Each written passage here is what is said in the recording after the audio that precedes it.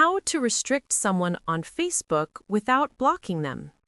In this tutorial, I will guide you on how to restrict someone on Facebook without blocking them. Start by opening the Facebook app on your phone. On the home page, tap on the menu icon at the bottom right corner. On the menu page, tap on your profile name at the top to go to your profile page. Once you are on your profile page, scroll down and tap on the option to see your friends list. On the friends list page, scroll through the list and find the person you want to restrict. After locating the account, tap on it to open their profile page. On the person's profile, tap on the Friends button located below their name and profile picture. A menu will pop up with several options. From the options, tap on Edit Friend List.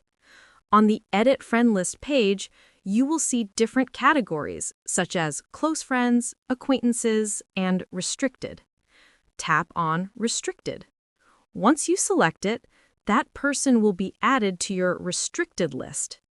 This means they will remain your Facebook friend, but they will no longer see your posts unless you make them public.